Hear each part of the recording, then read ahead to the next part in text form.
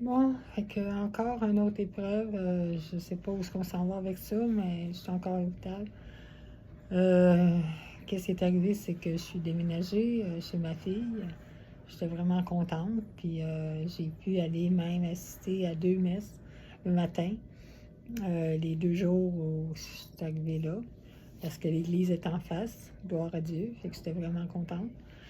Puis j'avais de la misère à marcher, par contre, j'y étais avec ma canne. Puis bon, c'était pas si pire. Puis j'avais des problèmes pour aller uriner. Fait que c'était très difficile. Fait que de plus en plus, de jour en jour, c'était de plus en plus difficile. Fait que ce qui fait que moi, ma fille m'a emmenée à l'urgence. On a attendu 12 heures. Puis j'ai vu un médecin finalement. Puis euh, bon, là, j'ai pu vider ma vessie. On m'a donné un petit pot. Ils ont fait des analyses. C'était pas une infection urinaire.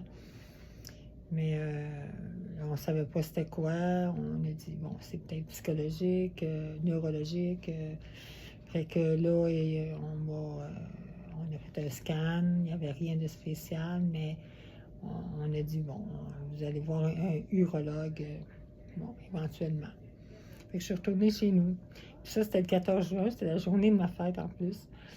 Fait que j'ai passé la journée à l'hôpital. Mais j'étais contente de retourner chez nous parce que mes enfants avaient loué un chalet. Puis j'ai pu aller avec eux au chalet, avec mes enfants, mes petits-enfants. Mais j'avais beaucoup de difficultés à uriner, tout le temps, de pire en pire. Là. Fait que après les jours de chalet, euh, j'ai retourné chez nous, chez ma fille. Puis là, c'était pas endurable, j'étais vraiment plus capable, c'était très, très difficile. Fait que j'ai appelé l'ambulance pour me rendre à l'hôpital. Puis avant que l'ambulance arrive, j'ai pu, en forçant, enlever de l'urine. Puis quand je suis arrivée à l'hôpital, ben, on m'a fait comme une espèce de... En tout cas, on m'a sur le ventre pour voir s'il y avait de l'urine dans la vessie. Oui, oui, il y avait 765 millilitres d'urine, puis moi, je sentais même pas l'envie d'uriner. Fait que c'est un problème, là. Fait que là, on m'a mis le sonde. Puis on a fait un IRM de ma colonne, le bas de ma colonne. Il n'y avait pas vraiment quelque chose. Fait que on m'a retourné chez nous avec la sonde, puis on a dit, bon, on fera un autre IRM le haut de la colonne plus tard. Fait que je suis retournée chez nous. Fait que, puis je suis contente d'être retournée chez nous parce que c'était le baptême de mes deux petites jumelles que ma fille a eues. C'était le baptême le dimanche, le 21 juin. Fait que j'étais contente d'être là, d'assister au baptême. Puis même si, bon, une sonde, c'est pas agréable, mais en tout cas, au moins, j'ai pu vivre ce bel événement. Puis ensuite de ça, ben, je suis retournée... on est retourné à la maison. Le lendemain, j'avais un rendez-vous chez l'oncologue. Puis l'oncologue, il m'a dit qu'on commencerait des traitements en immunothérapie pour mes cancers. Puis j'aurais aussi une équipe de soutien, dont une infirmière pivot. Le lendemain, j'ai été chez l'urologue, c'était mon rendez-vous. Il n'a rien trouvé de spécial. Il n'y avait rien au niveau de la vessie et tout.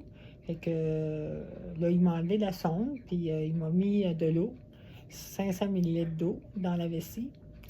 Puis j'ai essayé d'aller uriner, pas une goutte qui est sortie, j'étais incapable, c'était bloqué.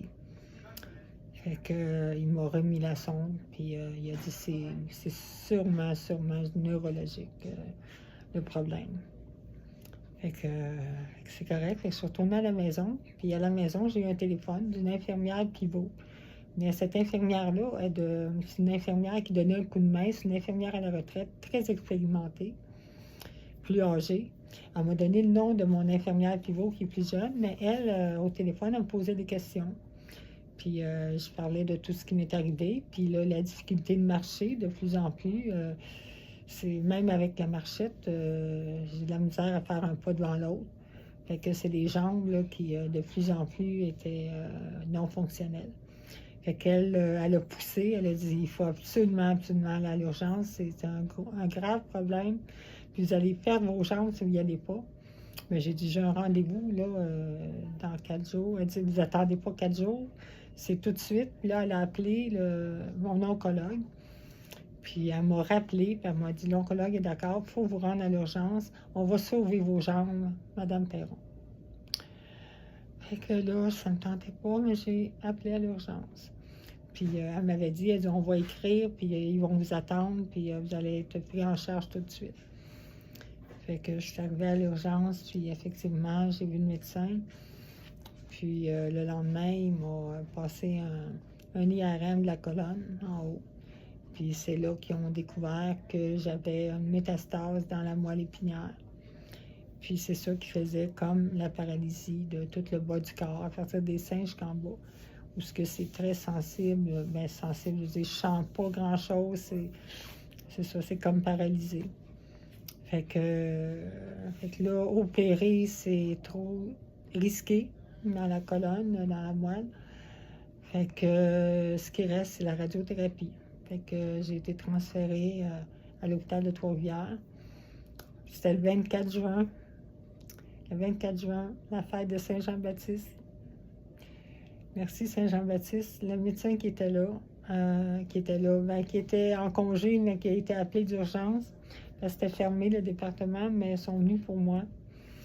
Puis elle m'a pris en charge tout de suite, puis elle m'a même fait mon premier traitement de radiothérapie le 24 juin. Puis là, ils m'ont hospitalisée même, elle a demandé pour une hospitalisation, parce que marcher, c'est devenu quasiment impossible. Là. Je suis pas loin, je suis sur le bord de la paradis. Fait que dans tout ça, le Seigneur, il a passé à travers l'infirmière pivot qui m'a vraiment motivée pour que j'aille à l'urgence tout de suite.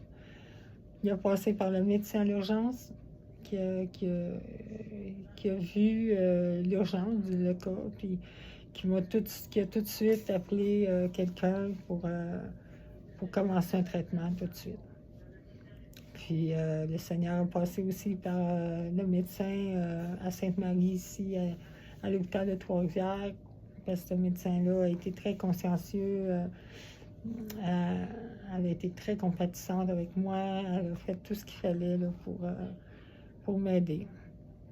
Fait que là, je suis hospitalisée à l'hôpital de Trois-Rivières, puis j'ai eu mon 2e traitement aujourd'hui. Puis c'est dans les mains du Seigneur, c'est dans les mains de Dieu. Puis là, s'il veut que je marche, ben, il va aider. Fait que quand je suis sur la table, que je reçois les rayons pour détruire cette métastase-là, je demande au Seigneur de le faire. Je demande au Seigneur d'être là. Puis s'il veut bien me redonner mes jambes, ben, je pourrais retourner dans la maison de ma fille, puis aller à l'église en face, à pied, en marchant. Puis m'impliquer peut-être aussi dans l'église. Puis pouvoir encore voir mes petites filles. Parce qu'en chaise roulante, là, ça serait une autre affaire. Là. Je pourrais peut-être plus rester là. Fait que tout est dans les mains de Dieu. Puis, mais je me dis, quoi qu'il arrive, que sa volonté soit faite. Puis dans tout ça, qu'est-ce qui est beau aussi, c'est que mes enfants se sont rapprochés beaucoup. Mes filles, mes garçons, puis j'ai l'impression que leur foi est stimulée. Fait que c'est ça, j'ai toujours prié pour la conversion de mes enfants. Puis si mes maladies aident à la conversion, ben le Seigneur le sait, il peut utiliser mon corps, faire ce qu'il veut avec moi. Moi, l'important, c'est que mes enfants se tournent vers Dieu. C'est ça le plus important parce que Dieu est là, Dieu existe.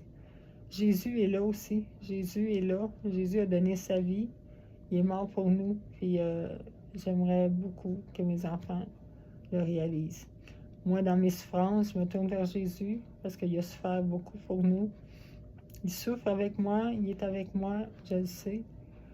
Puis il me donne des belles grâces, il me fait voir mes enfants. Il y a eu des belles choses qui se sont passées dans tout ça.